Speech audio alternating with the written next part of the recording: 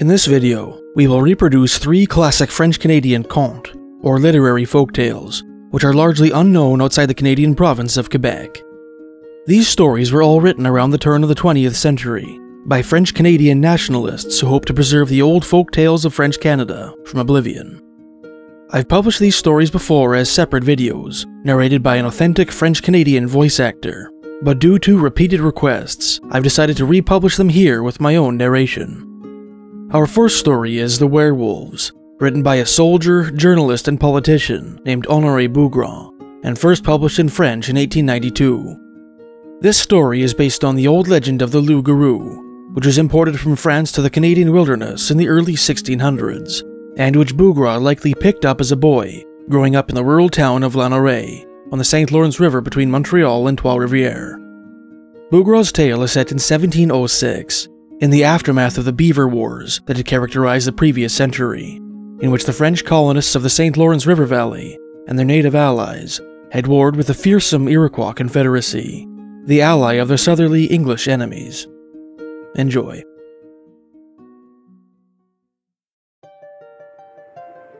A motley and picturesque-looking crowd had gathered within the walls of Fort Richelieu to attend the annual distribution of powder and lead, to take part in the winter drills and target practice, and to join in the Christmas festivities that would last until the fast-approaching New Year.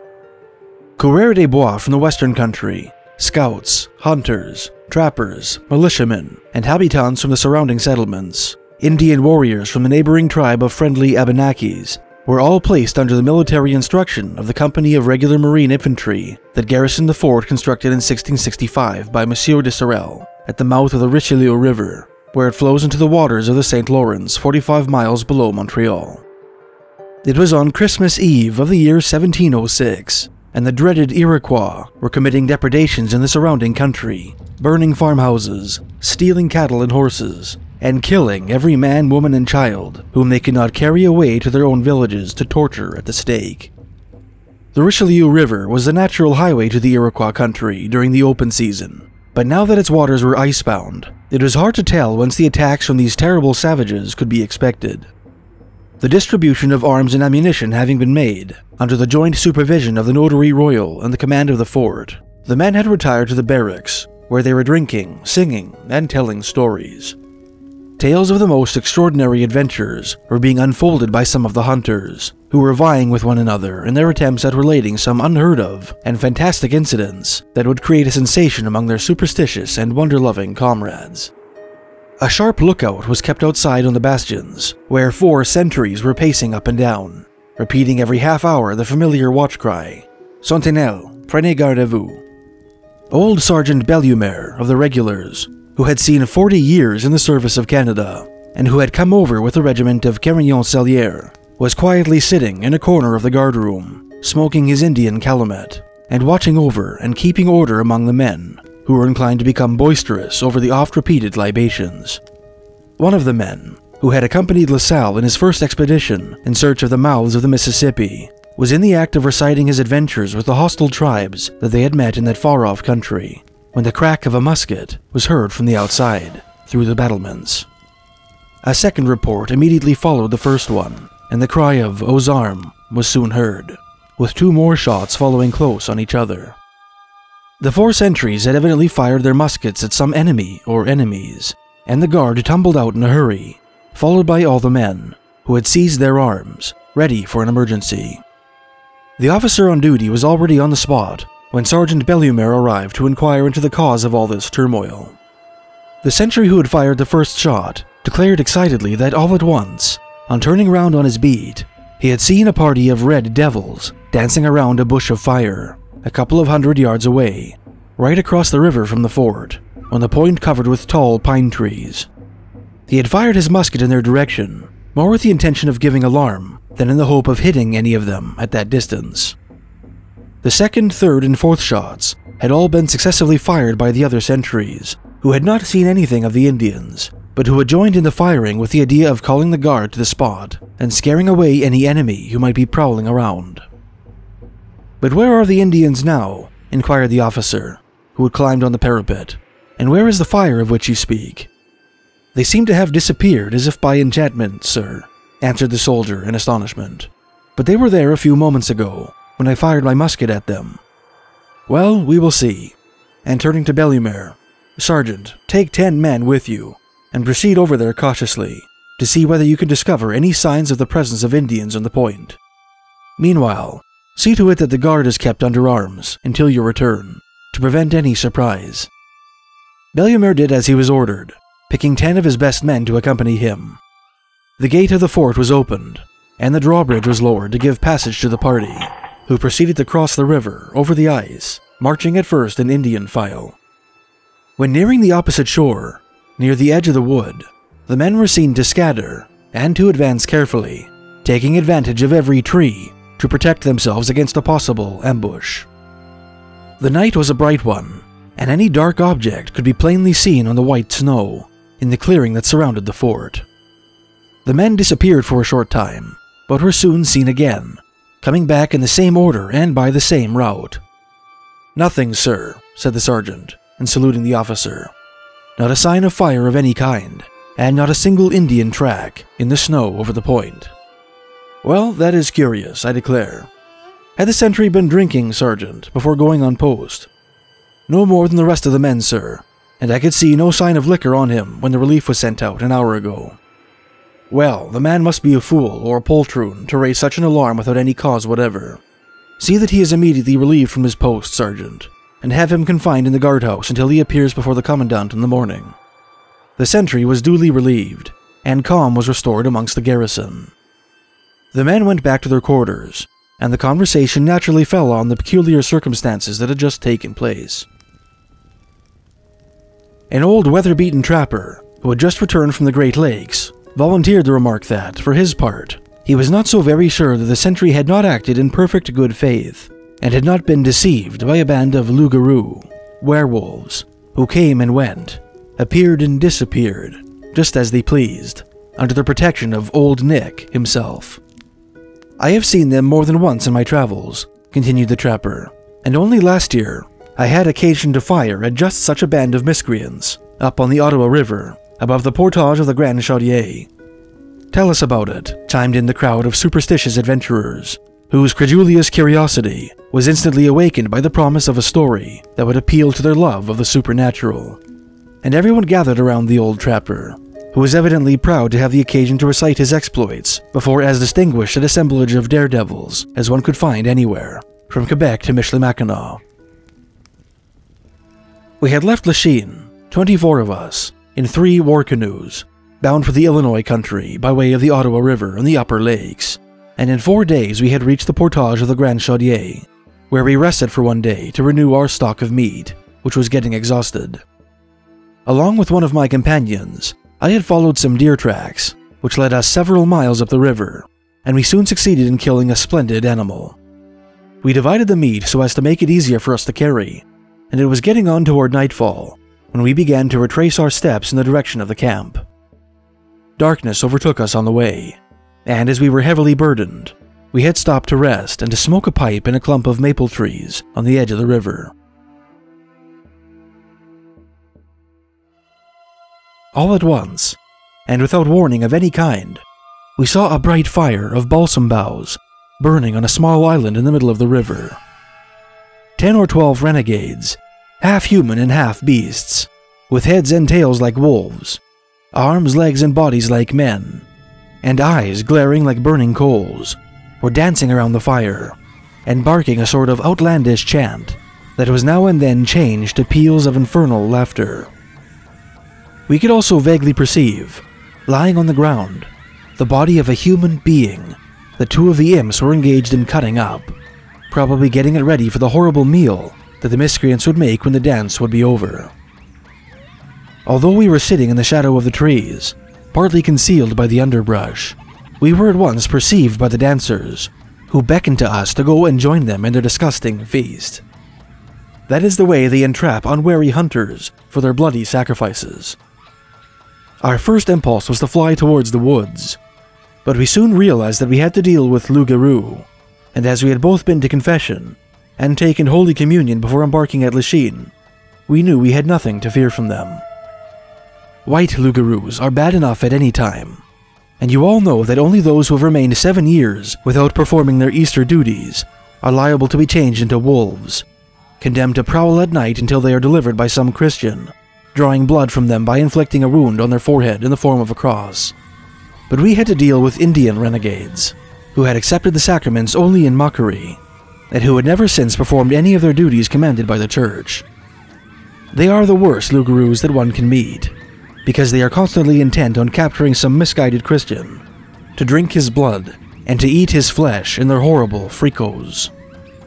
Had we been in possession of holy water to sprinkle at them, or of a 4-leaved clover to make wadding for our muskets, we might have exterminated the whole crowd, after having cut crosses on the lead of our bullets.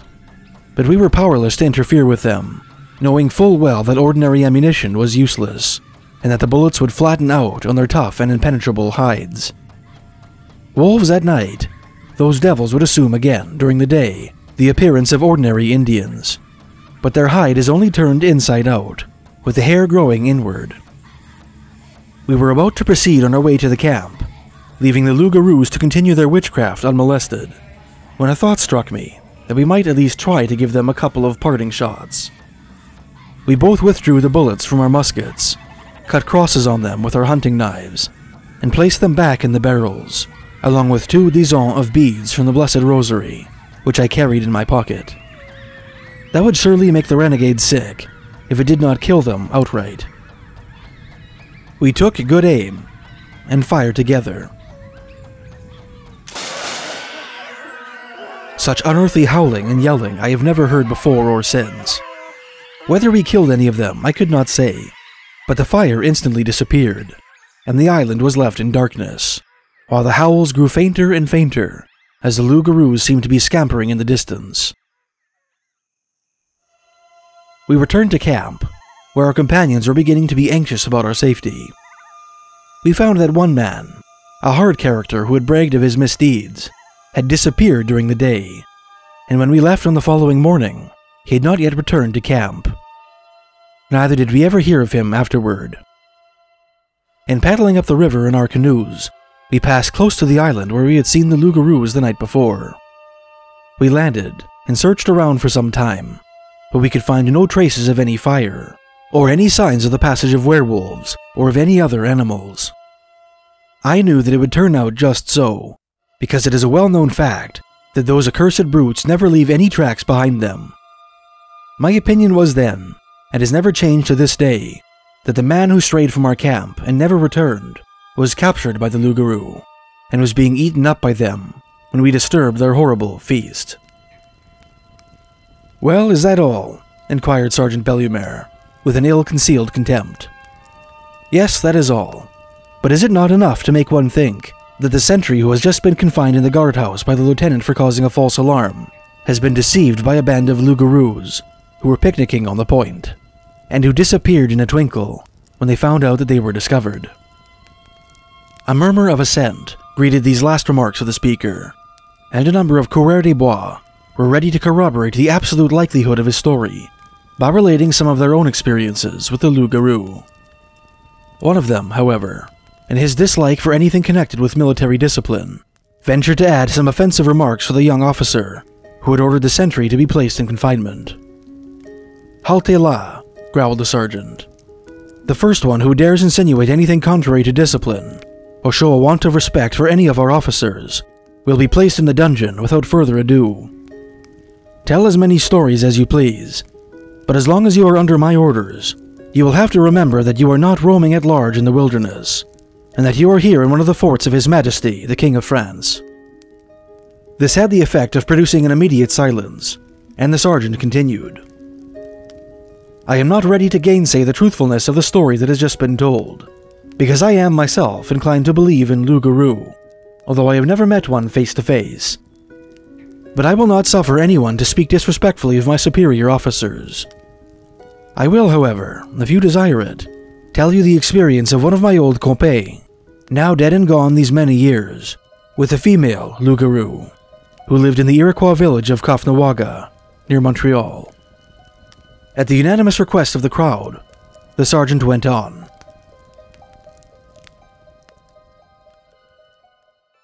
Baptiste Tranchemontant was a corporal with me, in the company of Monsieur de Sorel, in the old regiment of Carignan-Sallières. We had come from France together, and he and I made a pair in everything connected with the service, having fought side by side in many an encounter with the Redskins. The poor fellow fell into the hands of the Iroquois at Cataraqui, and he was tortured at the stake in the village of the Mohawks. He died like a man, smiling when they tore the flesh from his body with red-hot tongs, and spitting in the faces of his tormentors when they approached him to cut off his lips and to pull out his eyes. May God have mercy on his brave soul.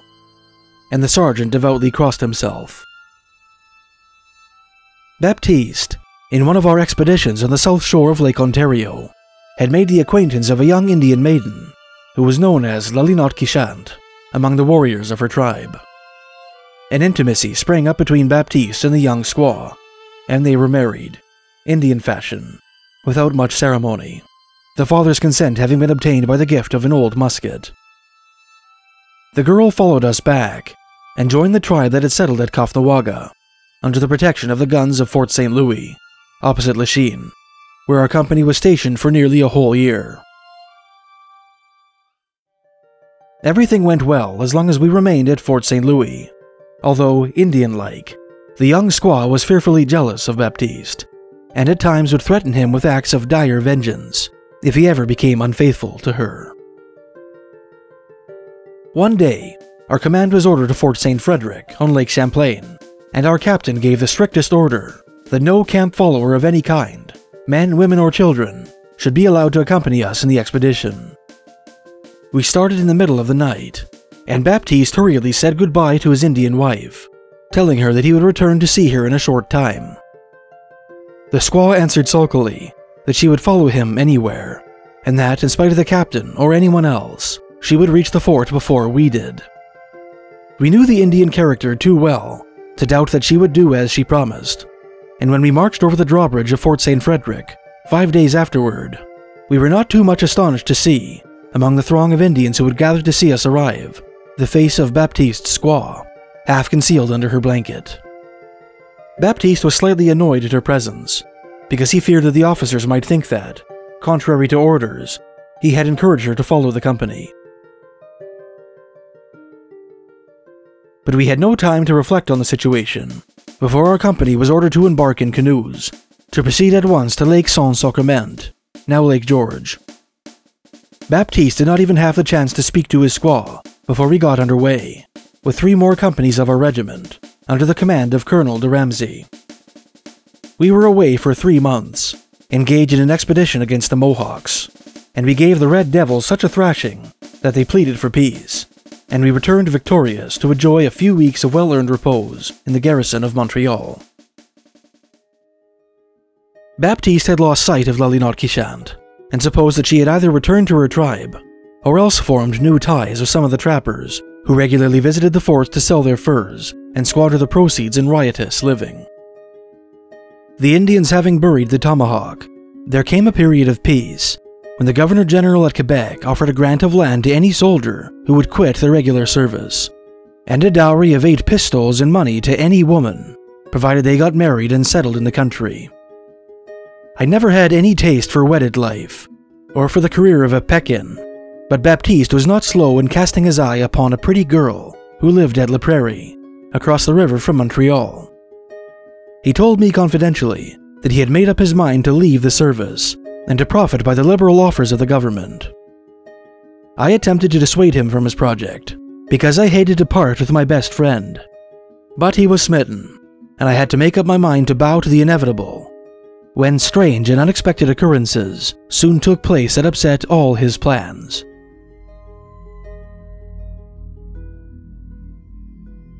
One day, when we were both lounging about the marketplace, Baptiste suddenly found himself face to face with Lalinot-Quichant, whom he had last seen some 6 months before at Fort St. Frederick. To say that he felt embarrassed would be putting it very mildly, but he assumed a bold countenance and spoke words of welcome that were received with apparent indifference by the Indian girl. She had returned to Caughnawaga, where she was now living, and she had come to Montreal with some Indian hunters who had brought their furs to market. She spoke not a word, but looked reproachfully at her old lover with her piercing black eyes, and disappeared in the crowd.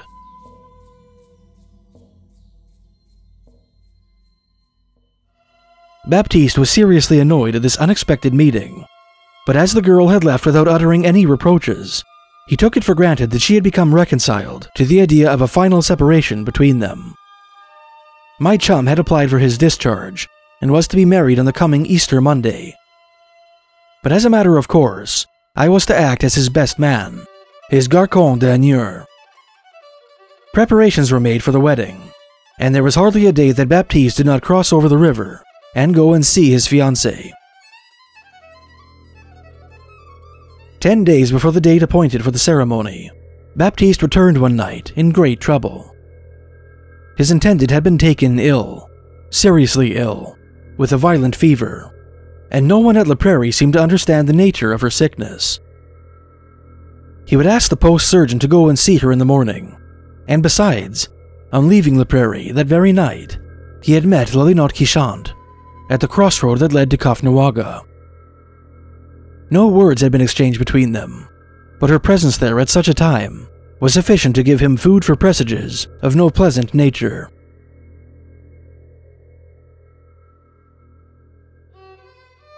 Accompanied by the surgeon, he repaired to La Prairie on the following morning, but he was horrified to learn that his fiancée had been stricken down with the smallpox that was then raging among our Indian allies encamped about Fort St. Louis.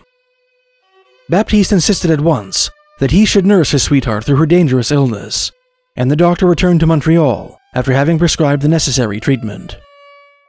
It was useless, however, for 5 days later, my friend returned to Montreal with the sad news that his fiancée was dead.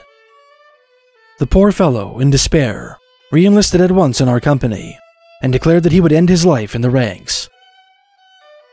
He then took me aside and related to me the following incidents that occurred on the night before the death of his betrothed. During the day, he had been astonished, on entering the large family room, to find Louis-Honore sitting by the fireplace, as the Indians are wont to do, coming and going oftentimes, without asking permission of any kind from the inmates, and ever without speaking a single word. Suspicious of her presence at such a place, and under such circumstances, he immediately went to her and asked her what she was doing there.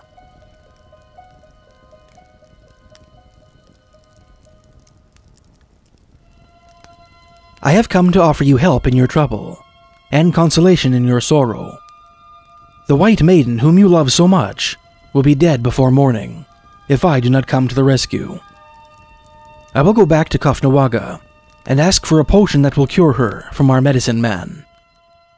Meet me tonight at 12 o'clock at the first turn of the road, among the pine trees on the riverside." And before Baptiste could answer, she had left the house, going in the direction of the Indian village. Although he did not half like the mysterious ways of the squaw, Baptiste said to himself that no harm could come of trying the decoction as a last resort, because the dreadful disease had made such progress that it was evident that his sweetheart was likely to die at any moment. Shortly before midnight, Baptiste took his musket and went out to the rendezvous. He had been waiting for some time, and was getting impatient, when he heard a noise behind him, and in turning round, perceived a pair of eyes glaring at him from a small distance in the underbrush. It could not be the squaw, and he supposed that it was some wild animal prowling about, probably a bear, a wolf, or a wildcat. He instinctively shouldered his musket, and although he could not take good aim in the dark, he fired, missing the beast, who sprang at him with a terrible growl. It was a wolf of enormous size, and for the first time, Baptiste thought of a Loup-Garou. He was too well accustomed to danger to lose his presence of mind, and throwing his empty musket in the snow, he seized his hunting knife and made a lunge at the beast. But the blade bent on the hide of the animal, as if it had been thrust into the side of sole leather. Baptiste now bethought himself of the only way of getting at the wolf, by drawing its blood and cutting a cross on its forehead.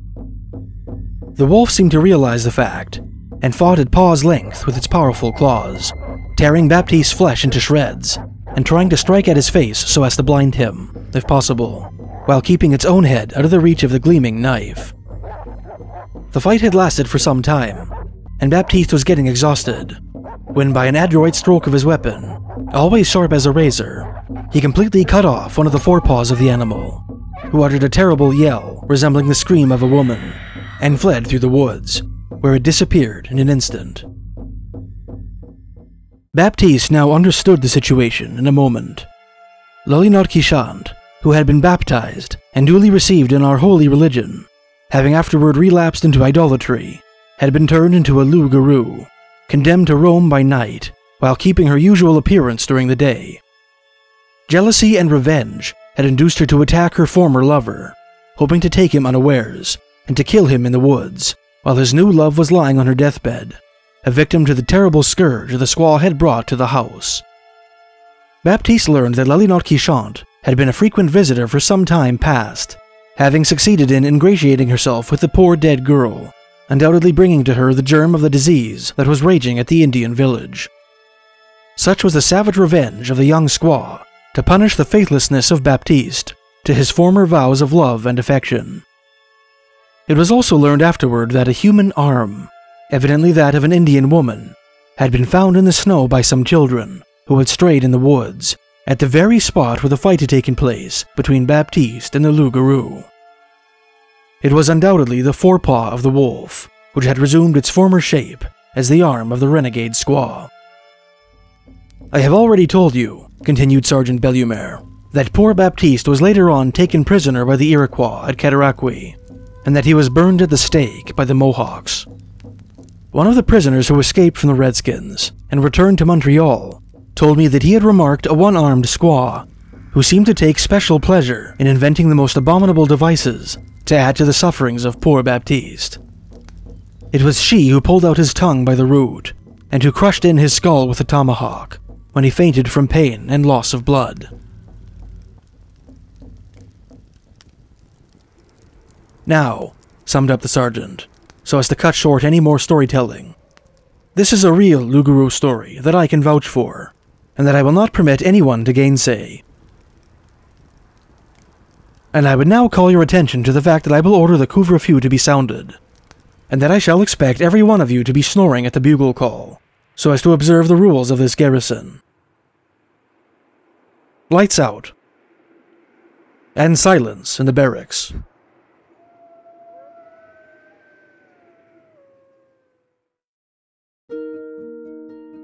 Our second story is Un Relic, La Corriveau, written by Beaugrand's one-time friend and fellow French-Canadian nationalist, Louis-Honore Frechette, and first published in French in 1913. This true story revolves around Marie-Joseph Corriveau, a French-Canadian woman hanged for the murder of her second husband in 1763, whose body was placed in a cage and suspended from a scaffold at a crossroads on the southern shores of the St. Lawrence River, opposite the river from Quebec City.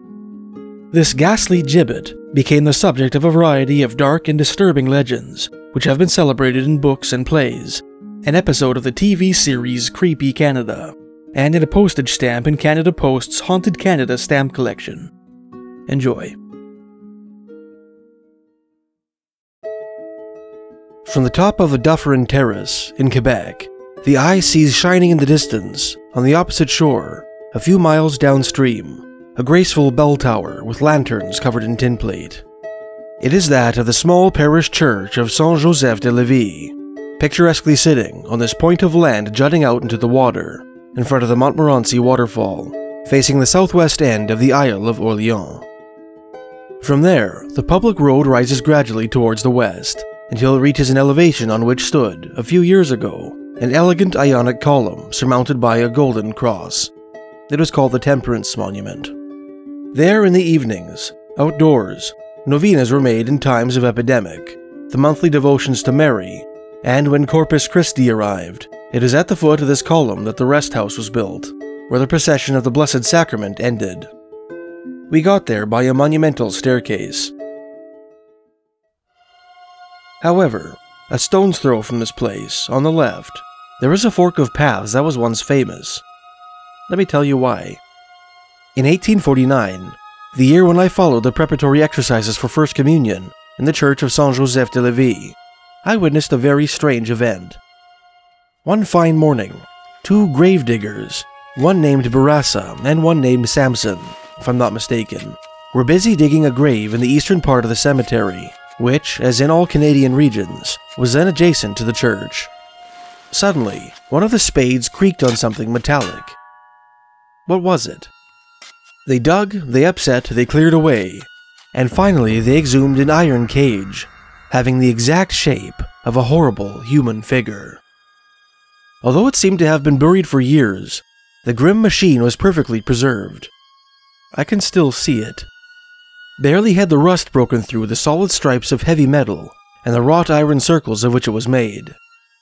These stripes and circles, strongly linked together by stout rivets, twisted, rolled up, crossed and knotted with art, following like the frames of a ship, all the contours of the thighs, shins, and torso of what would have been a human body. All was complemented by strong rings around the ankles, knees, wrists, elbows, neck, and waist. On the top of the head, a large hook with a pivoting base must have been used to hang this singular coffin. And it was a coffin, no doubt, since it still contained some bones belonging to a woman of remarkable proportions. Where did this funeral relic come from? What mystery was contained in this sinister iron network? The popular traditions preserved by the oldest inhabitants of the place soon resolved the problem. We had there, before our eyes, a dark witness to the barbarism of another age, the last vestige of a terrible judicial drama which has become legendary to the mind of the people.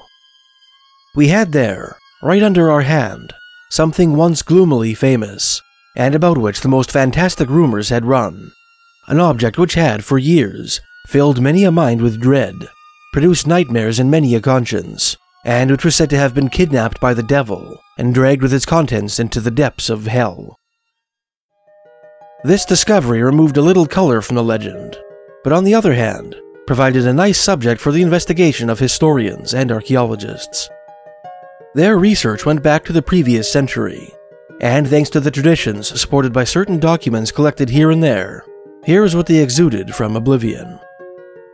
Just 100 years before the date mentioned above, that is to say 1749, on a radiant spring day, in the small village of Saint-Villiers, located a few 20 miles below that of Saint-Joseph-de-Lévis, was jubilant.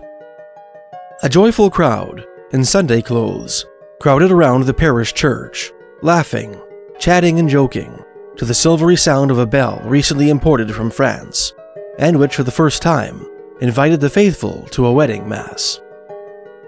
The entire population of the fort, to use a local expression, seemed ready to decorate their houses and to sow flowers on the steps of the church, on the steps of which climbed, arm in arm with her father, the prettiest girl of 10 parishes around, the shy and blushing bride, Marie-Josette Corriveau. More than one envious glance greeted the young farmer with a martial bearing who, his arm resting on that of his own father, entered the small church at the same time, the happy winner in a struggle for the palm of which the most handsome and the richest young men of the district had contested. But he himself was rich and handsome, and moreover, he accepted his triumph so modestly that everyone forgave him his happiness. His happiness.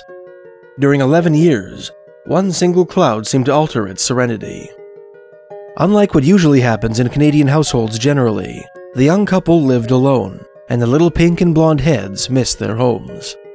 What strange things were going on between these two lonely spouses, no one ever knew.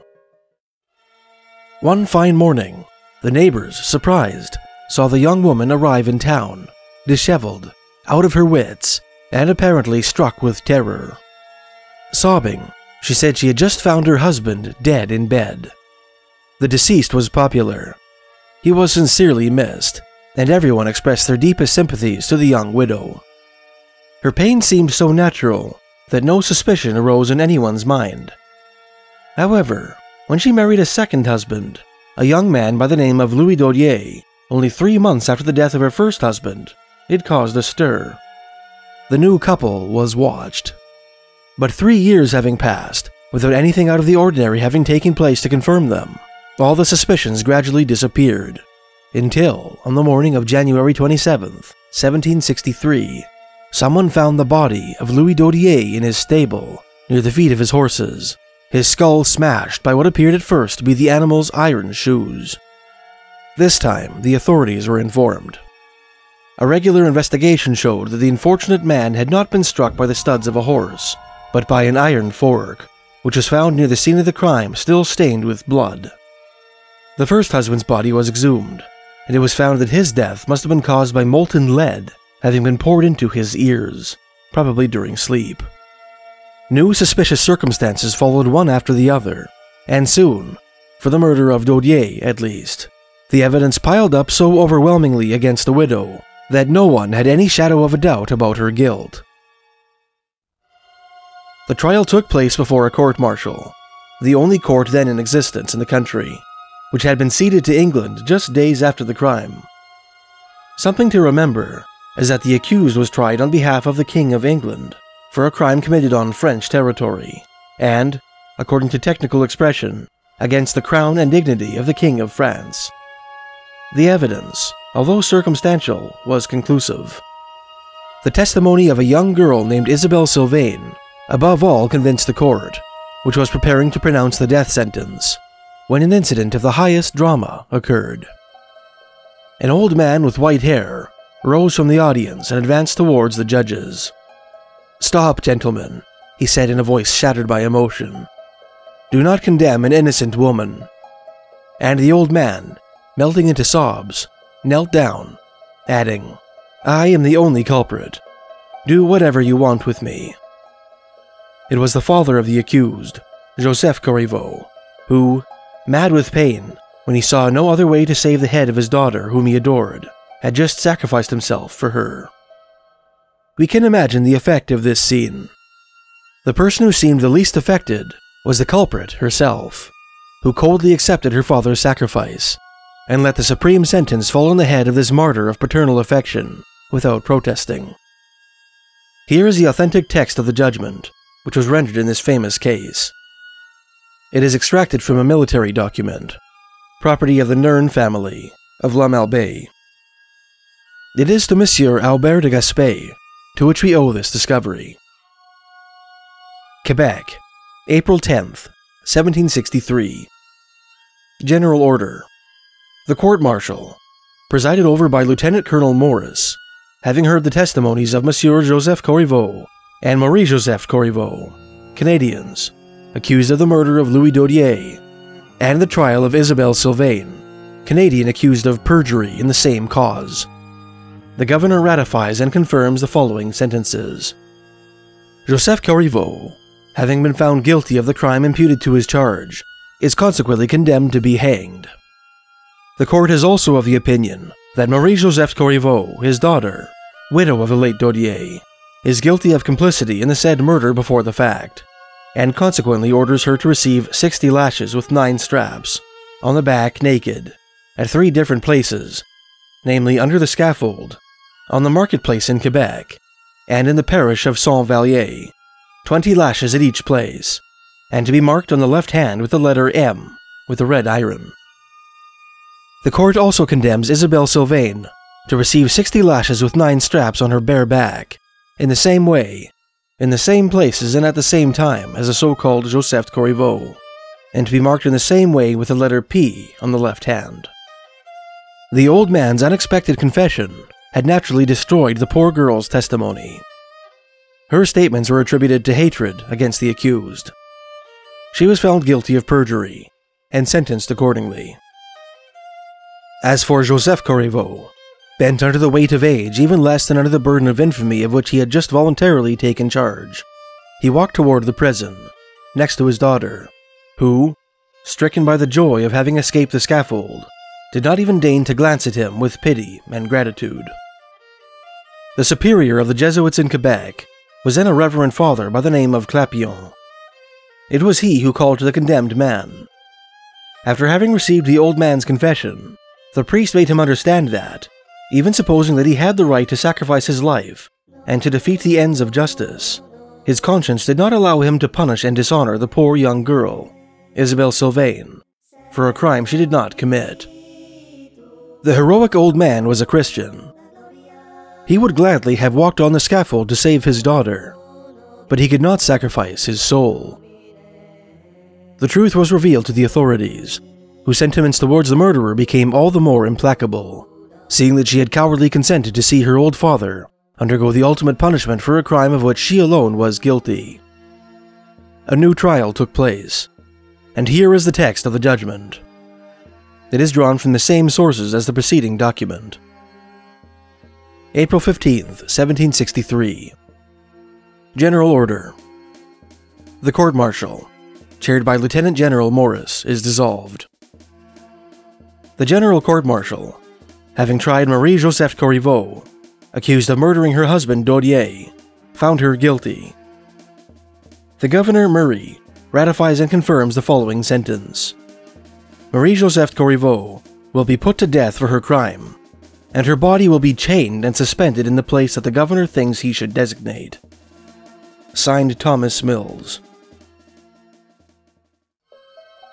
La Corriveau, to use the name that tradition has given her, has long passed since she was locked up alive in the famous iron cage, and many people are still under the impression that she died of hunger. They are mistaken.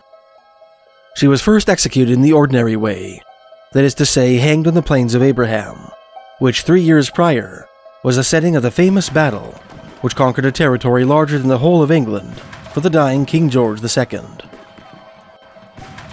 After the execution, this singular enclosure was forged around the victim's corpse, and the whole thing was suspended from the arm of an immense gibbet, which was erected on the heights of Levy, at the crossroads of which I spoke earlier. We can understand what a subject of terror this frightening exhibition was for the inhabitants of the place and for passers-by. This corpse, surrounded by iron, which the birds of prey and night came to shred, which lamentably stretched its grotesque arms to the horizon, and which swayed in the wind, creaking on the rusty hook from which it depended, was soon the subject of 1,000 black legends. Le Corriveau descended from her gallows each night, and pursued unwary travelers. On the darkest nights, she plunged into the graveyard, and, iron-clad vampire, she satiated her horrible appetite on the inmates of the newly dug graves. The corpse of everyone who died without receiving the sacraments belonged to her by right. All the doors were locked at sunset.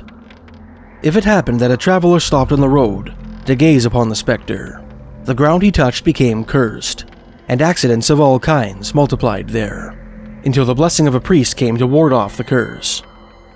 Under the gallows, the grass was still burnt to the roots. Les hommes à peine, the souls of suicides, met there, and devilish patrols sometimes held interminable sarabands there.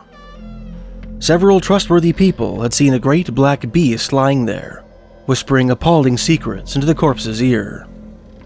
They were dreadful werewolves, who were said to be asking for marriage. In former times, so the stories go, especially on Saturdays, at the stroke of midnight, the gallows stopped creaking, and one could see some formidable phantom, God knows what, glide awkwardly in the dark night, and advance along the cemetery wall, making a sinister clatter of chains and old iron with each step it took. Those who were still watching crossed themselves with trembling hands, and knelt to stammer out a De Profundis. It was Le Corriveau, on her way to the witches' Sabbath, with the wizards of the Isle of Orleans. At daybreak, she returned to her post, and the gibbet resumed its dismal creaking. It couldn't last forever. One morning, Le Corriveau did not reappear. Life is full of surprises. Word spread that the horrible contraption had been taken away by the devil. There was even a faint smell of sulfur in the atmosphere. The truth is that La Corriveau was not only a subject of consternation for the neighborhood, it had also become a scarecrow for strangers. The inhabitants of Saint-Michel, Saint-Charles, Saint-Gervais, and other parishes down the river no longer dared to go to Pointe-Levy, and came by water to carry their food and do their shopping in Quebec. This caused considerable harm to the small traders and innkeepers of the place. Self-interest got the better of fear. Some daring fellows, less superstitious than the rest of the population, had detached the cage from the gallows overnight and had buried it with its contents along the perimeter wall of the cemetery, in a small space reserved for the criminals and the nameless drowned. As was to be expected, the matter was kept secret for fear of the authorities. In 1830, when the parish church was destroyed by fire and rebuilt, the cemetery was enlarged on this side. This explains the presence of a strange relic in the interior of the consecrated enclosure. Quite naturally, the press being unfamiliar at the time with Marie Corriveau's true history, public rumor had considerably enlarged its proportions. It was soon no longer only 2 individuals whom La Corriveau had murdered. The husbands increased so well in number that when the cage was exhumed before my eyes in 1849, I remember having heard that La Corriveau's victims numbered 7 or 8, with great detail given as to their age, their character, their profession, and especially the certain tragic circumstances which accompanied their deaths. One can imagine the crowds of visitors attracted by this curious discovery. It lasted a couple of weeks. But one fine morning, we noticed that La Corriveau's cage, which had been kept locked in the basement of the sacristy, was again gone. The devil had taken it off again. But the devil this time was called P.T. Barnum. Now those who visit the Boston Museum can see, in a corner little frequented by the public, an oblong showcase placed vertically, where, piled up in disorder, lies a mass of old scrap metal, broken, twisted, tangled, and eaten away by rust and fire. On the upper part of the frame, a small sign bears this inscription, "From Quebec." This is all that remains of the famous cage de la Corriveau. Our third and final story is La Chasse Galerie by Honoré Beaugrand, first published in the author's 1900 short story anthology of the same name. This piece is perhaps the best-known rendition of the old voyageur legend of the Flying Canoe, a uniquely French-Canadian tale evoking Faust, the Flying Dutchman, and the Wild Hunt. In Beaugrand's version of this iconic Quebecois folktale, a crew of French-Canadian lumberjacks make a deal with the devil, which allow them to fly through the air in a bark canoe, by which means they travel from their wilderness camp on the Gatineau to a town on the St. Lawrence to celebrate New Year's Eve. Their diabolical pact stipulates that if they mention the name of God or touch the cross of a church steeple during their aerial journey, the devil will take their souls. This narrative is founded on a popular superstition dating back to the days of the coureurs des bois under the French regime, and perpetuated among the voyageurs in the Canadian Northwest. The shantymen of a later date have taken up the tradition, and it is in the French settlements bordering the St. Lawrence River that the legends of La Chasse Galerie are especially well known at the present time. The writer has met many an old voyageur who affirmed most positively that he had seen bark canoes traveling in mid-air, full of men paddling and singing away under the protection of Beelzebub, on their way from the timber camps of the Ottawa to pay a flying visit to their sweethearts at home. It is hardly necessary to apologize for having used in the narrative expressions typical of the rude life and character of the men whose language and superstition it is the intention of the writer to portray.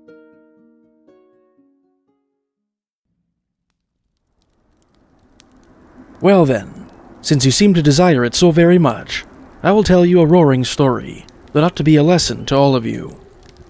If there is among the crowd any renegade who attempts to run La Chasse Galerie or the Loup-Garou, he had better skip and go outside to see whether the owls are screeching in the storm, in converse with Old Nick himself. Because I intend to begin my story by making a big sign of the cross. That'll be a regular setback to Le Diable, who always tries, at this time, to snatch a poor shantyman's soul by promising him all kinds of nonsense. I have had enough of that in my young days to understand his tricks. Not a man moved. On the contrary, all gathered closer round the fireplace, where the cook had dragged the provisions chest, and upon which he had taken his seat on a camp stool, preparatory to relating his experience under the wiles of the mauvais esprit. It was on New Year's Eve of the year 1858, in the depth of the forest, in the Ross Timber Camp, at the head of the Gatineau River. The winter had fairly set in, and the snow outside had already piled up to the roof of the shanty.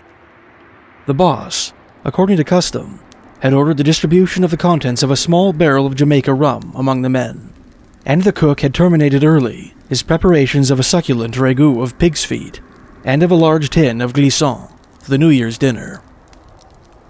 A big kettle, half full of molasses, was already simmering on the fire, as there was to be a candy pull to finish the evening's entertainment.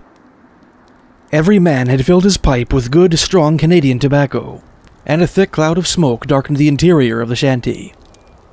A few pine branches, thrown at intervals on the fire, produced a reddish glare that illuminated the rude faces of the men with curious effect of clair-obscur. Joe the cook was a homely little man, who laughed at his own physical defects, and who did not take offense when his comrades chaffed him on the subject, and called him Le Bossu, the hunchback. He had worked in the shanties for the last 40 years, and his experience was only equaled by the facility with which he could relate his adventures when he had taken a glass of Bon Vieille Jamaica. "I was telling you," said Joe, "that I was a pendard in my youth, but it is long since I mended my ways, and now I never joke about religious matters. I go to confession regularly every year, and what I'm about to relate took place years and years ago, when I feared ni Dieu ni diable. It was on a night like this, a New Year's Eve, 34 or 35 years ago, gathered round the fireplace with all the camarades. We made merry, and if it is true, as we say in French, that small rivulets make large rivers, it is just as true that small drinks empty large barrels. And in those days, people drank more than today, and evenings of this kind generally ended in a boxing match outside in the snow. The rum was no better than it is tonight, but it was Beaugrand bon, I can assure you. I'll be frank with you, and tell you that at about 11 o'clock, my head began to feel dizzy, and I lay down on my buffalo robe to take a nap, while waiting for the midnight jump that we always take over the head of a pork barrel, from the old year into the new one. We will repeat the same thing tonight, before we go to visit the neighboring camps, to wish them the compliments of the season. I had slept for quite a while, when I was rudely awakened by a second boss, Baptiste Durand, who said to me, "Joe, it is past midnight, and you are late for the barrel jump. The comrades have gone to the other camps, and I am going to Level Tree to see my sweetheart. Will you come with me?" "To Level Tree," said I. "Are you crazy? We are 300 miles away from there, and you could not travel the distance in 2 months through the forest when there are no roads beaten in the snow. And what about our work the day after tomorrow?" "Imbecile, don't you understand me?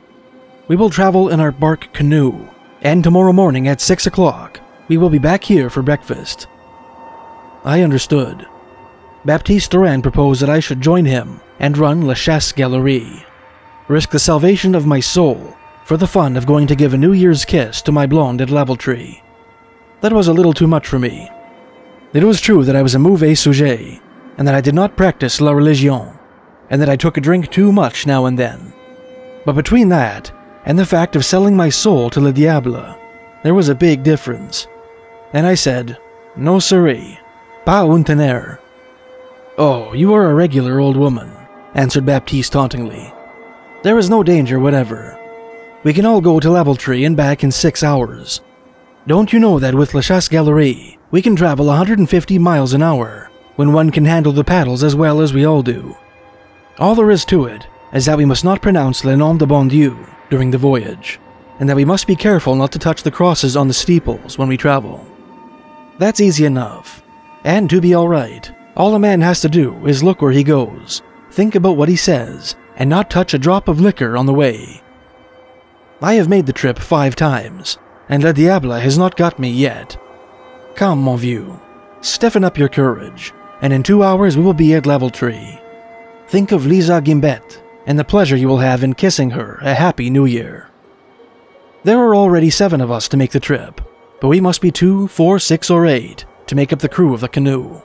Yes, that's all right, but you must make an engagement with Le Diable, and he is not the kind of bourgeois that I want to make any bargain with.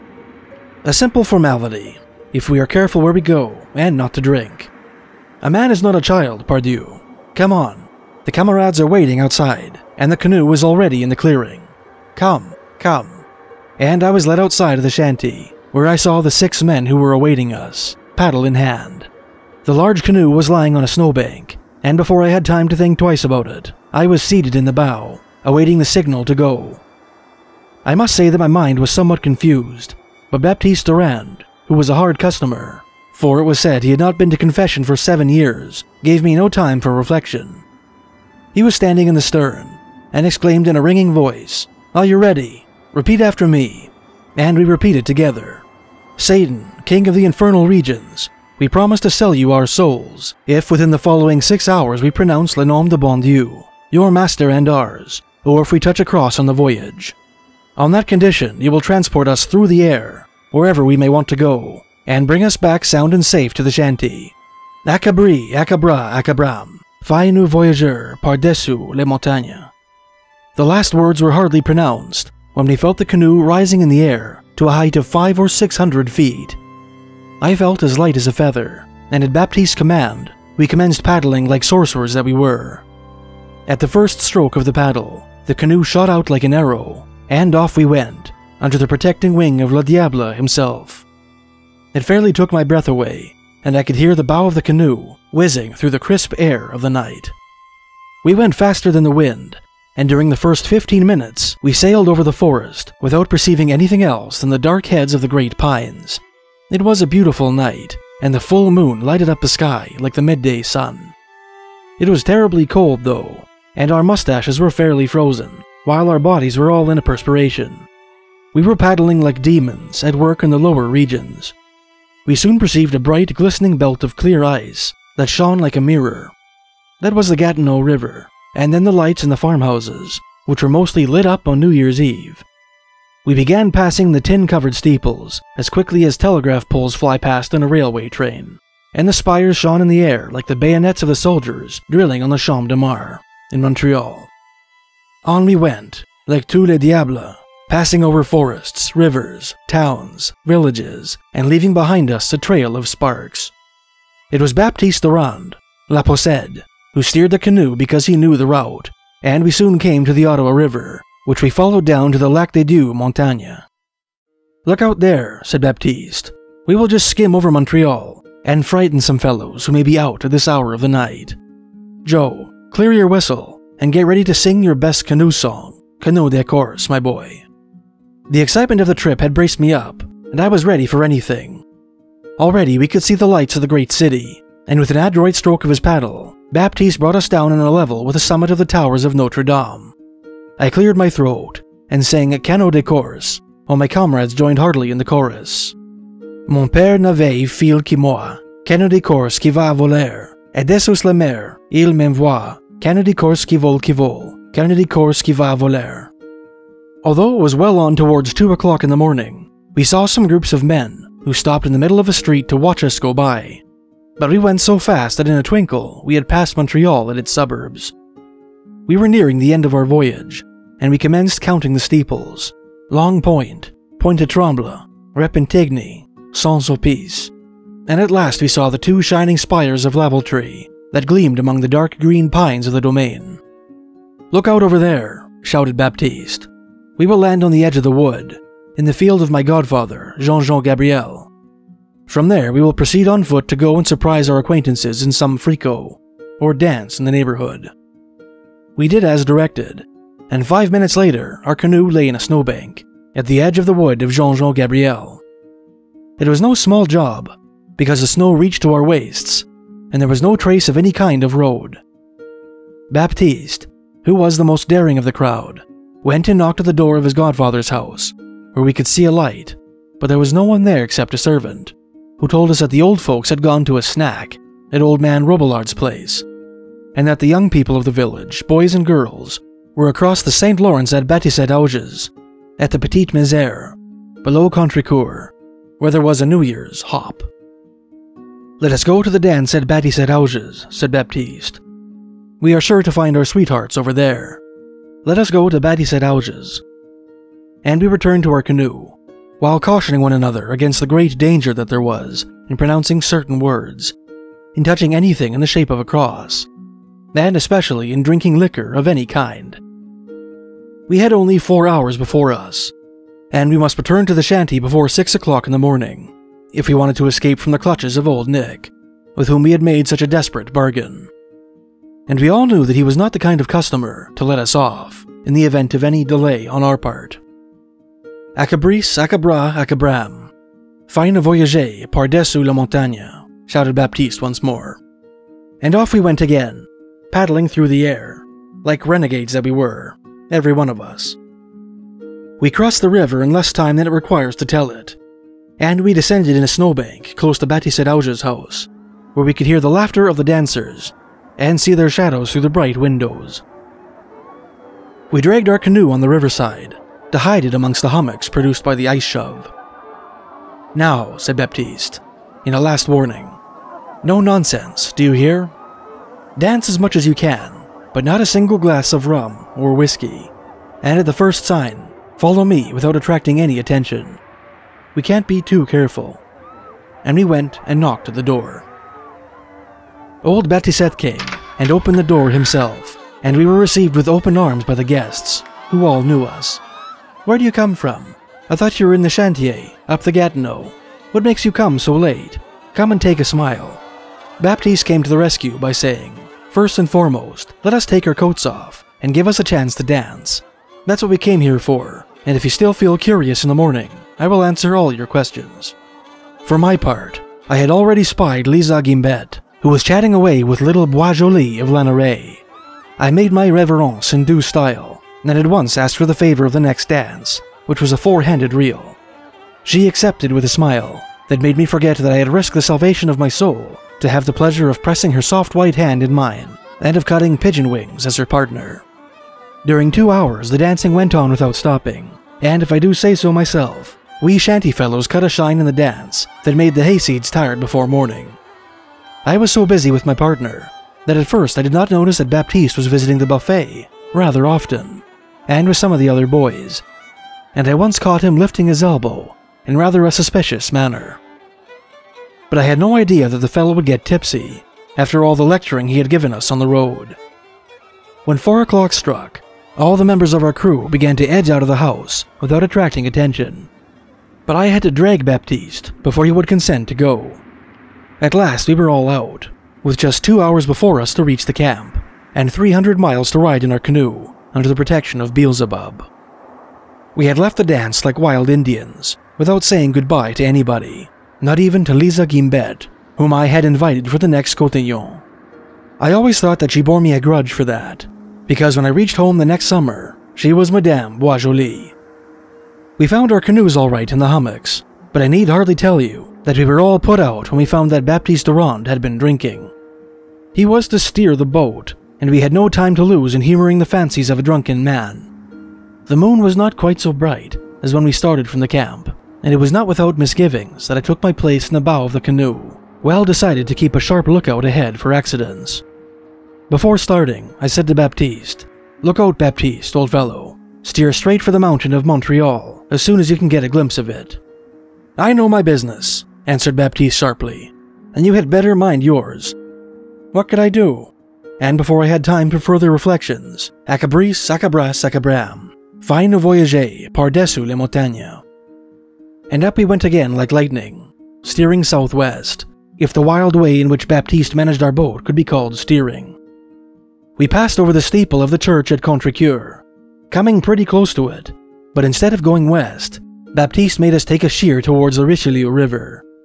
A few minutes later, we were skimming over the billowy mountain, and we came within 10 feet of striking the big cross that the Bishop of Quebec planted there during a temperance picnic held there a few years before by the clergy of his diocese. "To the right, Baptiste. Steer to the right, or you will send us all to Le Diable if you keep going on that way." And Baptiste did instinctively turn to the right, and we steered straight for the mountain of Montreal, which we could perceive in the distance by the dim lights of the city. I must say that I was becoming frightened, because if Baptiste kept on steering as he had done, we would never reach the Gatineau alive, and Le Diable was probably smacking his lips, as I supposed, at the bare idea of making a New Year's mess of us. And I can tell you that the disaster was not long in coming. While we were passing over the city, Baptiste Durand uttered a yell, and, flourishing his paddle over his head, that sent us plunging into a snowdrift in a clearing on the mountainside. Luckily, the snow was soft, and none of us were hurt, nor was the canoe injured in any way. But Baptiste got out and declared most emphatically that he was going downtown to have un verre. We tried to reason with him, but our efforts proved useless, as is generally the case with les ivrognes, drunkards. He would go down if Le Diable himself were to catch hold of him on the way. I held a moment's consultation with mes camarades, and, before Baptiste knew what we were about, we had him down in the snow, and we bound him hand and foot, so as to render him incapable of interfering with our movements. We placed him in the bottom of the canoe, so as to prevent him from speaking any words that might give us up to perdition. And acabris, sacabras, sacabram, up we went again, this time steering straight for the Gatineau.